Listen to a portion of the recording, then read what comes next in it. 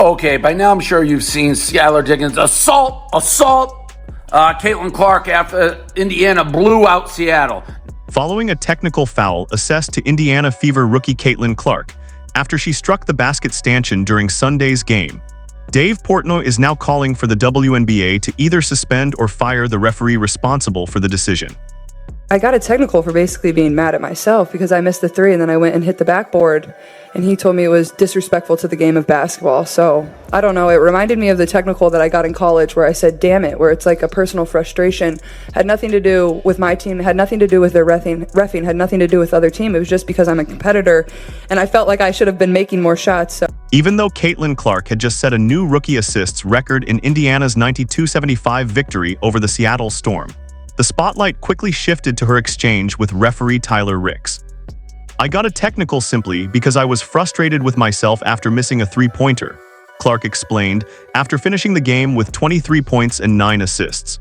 I think he fired me up to continue to play a lot harder. I thought we got a lot better after he did that, so I want to thank him for that. But overall, I thought once we got to that media timeout around 5 minutes in the third quarter, I thought we all kind of just took a breath. It was a little chaos there for 2.5 minutes, and I think I could have done a better job of kind of regaining my cool, but that's like the fire and passion that just gets me going. It's just finding a way to channel that and use that, and I thought I did a really good job of that at the end of the third and the fourth quarter. Portnoy, however, wasn't nearly as understanding.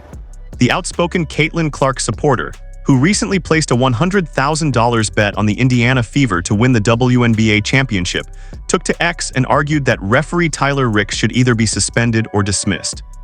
One supporter even suggested that Portnoy should pay any fines Clark might receive.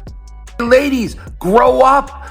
They didn't take their starters out in time. What are you talking about? And here's what I love. You think Caitlin's going to back down because they're crying? Like, how can a rookie embarrass us? What do they keep beating us up like this? How is she so good? No, Caitlin doesn't back down at all. She's like, hey, zip it, Skylar. Shut up. Stop crying. Many of Portnoy's followers shared his frustration with the officiating. Fortunately for the Fever, the technical foul had no impact on the outcome, as Indiana improved to 11-16 with the victory while the Seattle Storm dropped to 17-10. Having placed his wager when the Fever were listed at 101 odds, Portnoy has even more reason to celebrate their progress, knowing a championship would earn him a staggering $10 million payout. In a video he recorded during the game, Portnoy said, "This Seattle team came in at 17-9 and we're absolutely blowing them out. We're up by 21, this is incredible." He continued, "I hope you all jumped on that $10 million bet with me." He then added, "Dave, what's the score?" before answering 87-71.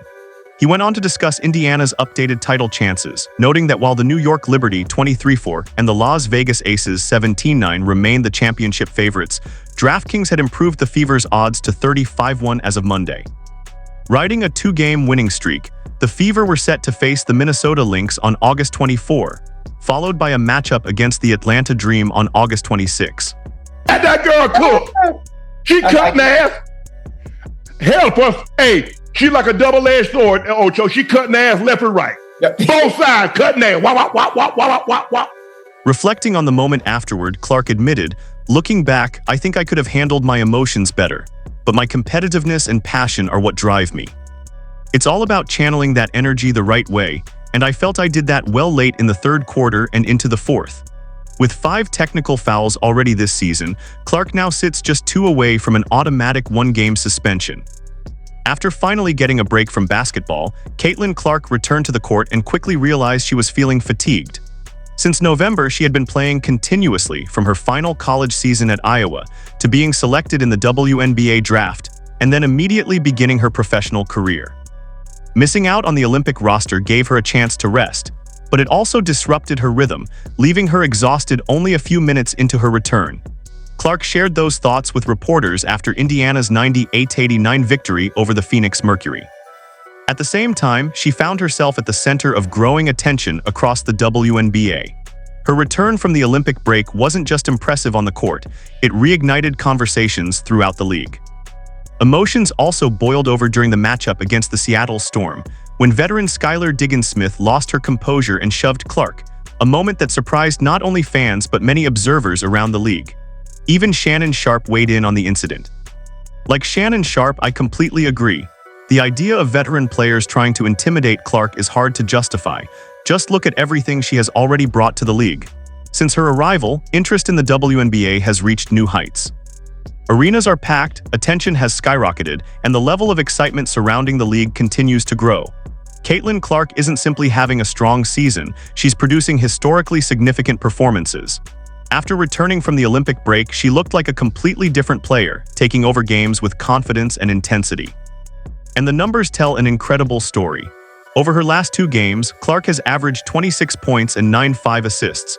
But her impact extends far beyond the stat sheet, as her presence continues to influence the league in ways that can't be measured by numbers alone. She is transforming the way people watch and think about the game. Every time the Indiana Fever takes the floor at home, arenas are packed, television ratings continue to climb, and highlights from Clark's performances spread rapidly across social media. Perhaps even more impressive is how Clark has helped elevate the level of play around her. A team that entered the season as an underdog has now become one that opponents genuinely don't want to face. And what makes it even more remarkable? Clark handles all of the attention with a smile, as if everything unfolding around her is completely normal.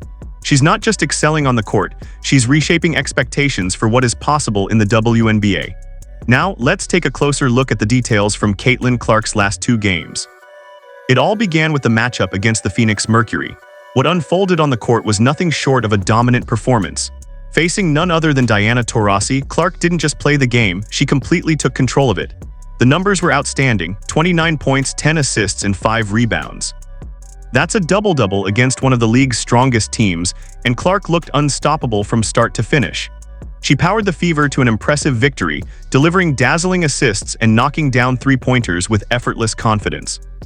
It was the kind of performance that makes you feel like you're witnessing the rise of a future legend. And she wasn't finished. In the very next game against the Seattle Storm, Clark continued her remarkable run of dominance. It was during this matchup that the much-discussed incident involving Skylar Diggins-Smith took place. Yet the most remarkable part of the night was how Clark turned that tension into motivation. Clark also received a technical foul after slamming the stanchion following a play, something she later addressed during her post-game interview. Many believed that technical could have shifted the momentum against Indiana. For Caitlin Clark, however, the technical foul only seemed to fuel her determination. Instead of slowing down, she elevated her game to an entirely new level after the whistle. It almost looked as if the referee's decision unlocked another gear. More than anything, the moment highlighted Clark's competitive mindset and mental toughness. Rather than allowing adversity to hold her back, she uses it as motivation to push herself even further. What separates great athletes from truly legendary ones is their ability to turn difficult moments into motivation. That's exactly what Michael Jordan did. It's how Kobe Bryant approached the game, and now Caitlin Clark is showing that same competitive mentality in the WNBA. What's even more remarkable is that Clark is accomplishing all of this as a rookie. Her composure, confidence, and maturity are qualities that even many experienced veterans continue to work toward. And just imagine what this could mean for the future. If Clark is already responding to adversity by turning technical fouls and criticism into motivation to dominate games, think about what she could become with several more years of professional experience. For Caitlin Clark, the ceiling appears incredibly high. In fact, it almost feels like there may not be one at all. And if everything we've discussed so far has been impressive, what's coming next could be even bigger.